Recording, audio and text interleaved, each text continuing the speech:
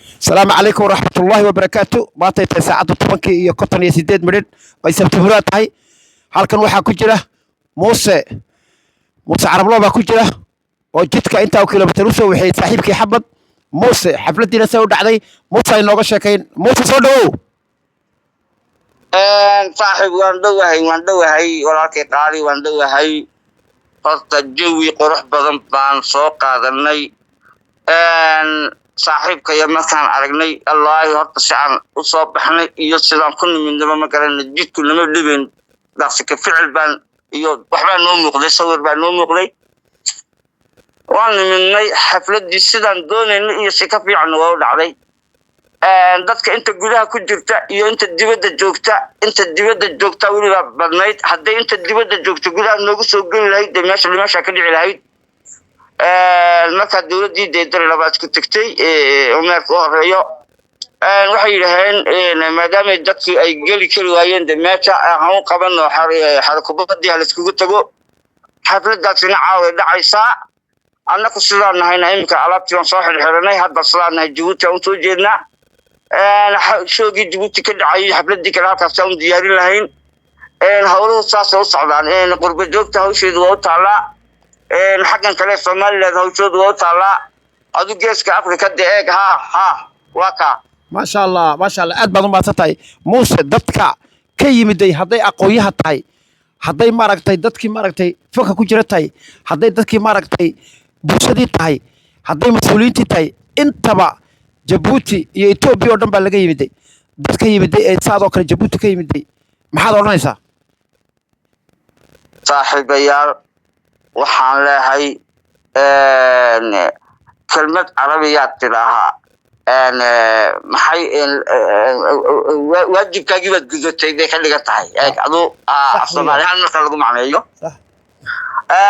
waxa ka dhigan tahay saaxiib annagu waajibna saarnaa baan gudanay waxaan yar baahanahay annagu turbayn baabuurku markuu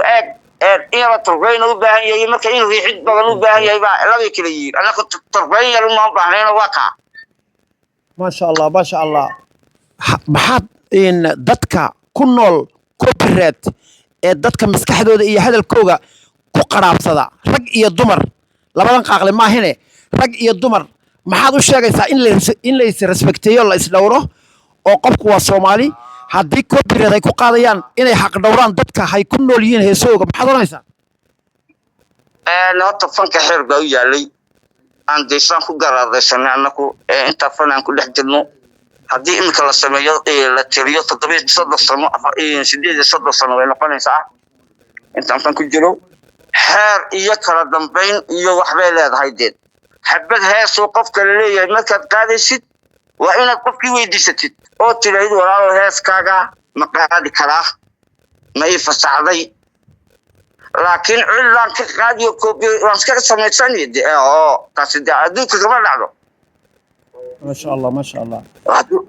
hadduu falan ku leeyahay haddii kale waa inuu sidii copyright ay kugu fasaxdo waa inuu gaaro heesku 40 sano ما شاء الله 40 sano wax ka yar ma qaadi kartid laakiin 40 sano wax ka badan heeskaasi copyright uu ka baxay waa article-ka adduunka yaala maanta ay maqla waxa dad badan oo heesa article-ka ha sheegto ma garanayaan oo ana hubo ma garanayaan waa inay dhageystaan dawladda teer ana ku haya dawladda teerka ku jira dawladda voice ku jira ana bash leeli ma ku haya ما شاء الله mayd adu fanka ku jirta anu fanka kuma jiro laakiin dadkan heesa ee ka bariisay waxaad garanaysaa ma garanayaan inay dib ugu noqdaan dawladda teerka iyo dawlad maaragtay copyright-ka waa inay dib ugu noqdaan haddii aan runta ka kaftamana waxaan leeyahay rekoorkii xalay toole dir laba ka dhacay iyo kacaawa ka dhacaya levelka qofku hadduu ka hooseeyo iska fadhiyo hadduu ka sareeyo uu fasaxan yahay laakiin level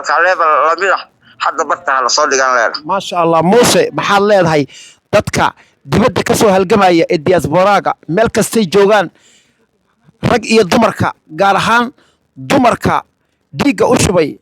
dumarka naga horeysay xagga ragga ee dibadda jooga adduunka maxaad ka oranaysaa waxaan ku leeyahay col uu rag dumar ku jiro horta ma jabaan dumarku waxaan kulahay man qiyaasi karayaan waxay hawl qabteen dibadda joogaan gudaha joogaan dalkii dibadda meesha doonaha joogaan waxaan kulahay quwadoodii way dul dhigeen ina ragoo dhanna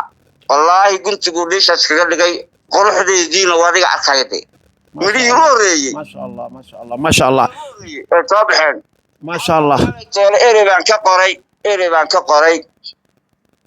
wuxuu iga yidhi muusow xamar inay shimishkayga saareen soo maaha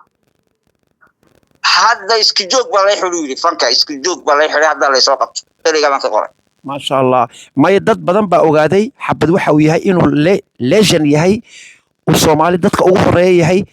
annagu dee haddaad reja buutin nahay faanka ma naqaano qof laba heesood ku heesaa kuleeyahay abwaab baan ahay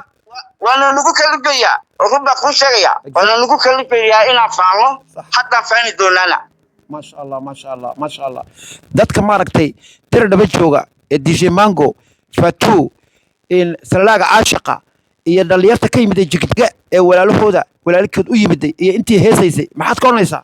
hadday deeriya tahay hadday kulli tahay waan wada salaanay inkastoon fanaaniin badan aan ku kulannay asxaabta kale fanaaniinta reer jigjiga waan kulannay ka yara xitaa heeska xasan aan samatar qaadayo lambaradii baan kala qorannay waxay yidhaaheen xaflad baan inigu samayn doonaa qoladii majaajilada ay ahayd adiga xorriyo iyo dadkeena kale ayaa nii samayn doonaa wixii fanaaniina halkaasaan nigu samayn doonaa bay yidhaaheen waan soo kala qorannay waxaan leenahay dee dadku sidaa ha u xidhiiraan waan wada xidhiiraynaa maasha allah kaasi wuxuu ahaa muuse carablo oo safar ka yimiday jabuuti oo u yimiday walaalkii xabad muuse shoogiisa muuse dadka reer diradhaba maxaad ka leedahay shoogii waa laynii qabasheeye ee soo wala labista sidii xalay aabba waxaan leeyahay intii dibadda joogtay xalay gelin iyo intii gudaha joogtayba xarakubadii baa nii furan 6 maqrib kaga qabo ilaa caawa waxaan ku leeyahay dabkaan neeshadii ma xarakubadda mise waa meeshii heerka ciisaha ku noqo waa halkii xarakubadii baa layidhi waa xarakubadii weyneyd istaadkii weynaa ee lagu qabtay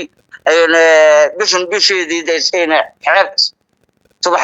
halkii xeerka ciisaha lagu qabtay dee subaxnimada ay weyneyd halkii weeyaan mahmaha baa tiraa reerkii dablaa dab laga shitaa maasha allah maasha allah reerkii dable dab laga shitaa guulayso kaasi wuxuu ahaa muuse carablo buu ahaa oo diradhaba intii u dambaysay ilaahay ugu dambaysay kusii raaxaysanaya oo kusii jeeda waddankiisii hooyo jabuuti reema allah ilaaliyo jabuuti iyo etoobiya iyo soomaaliyaba allah ilaaliyo intaba soomaali meel kastay joogto allah ilaaliyo soomaali dhibaatada allah ka saaro allah ku arsaaqo allah ku labad yeelo dadka maaragtay dadka dhibaataynayana allah ka qabto dhinaca laga wala jeesado hala iska wala qabto dadka dhibaataynaya amiin aad baan ku salaamayaa muuse guurayso dhibaataynayo aad bay u yaryihiin dadka dhibaataynaya waa loo joogsan yakaana dhaafi haddii taale anagu sidaan u socno ma joogsan naga dhibaysa una dhaafaya kaas walaalkay maxamed xasan oo maaragtay halka uga yimiday oo xalay xabad waxa uu yahay uu sheegayna oo deeri ay barayna aad baan u salaamaynaa oo nin maaragtay canfuraya ku sheego xitaa nahaari baa joogay oo carabtii oo gurubkiisii watay oo waxaa joogay Saddam oo dhaqankii watay reer Djibouti baa lahaa dusha reer Djibouti baa afar carab gebi waka magacii reer Djibouti xalay toola la arkaya halka ka daawadaan waka guulayso waka insha Allah Allah ya khalik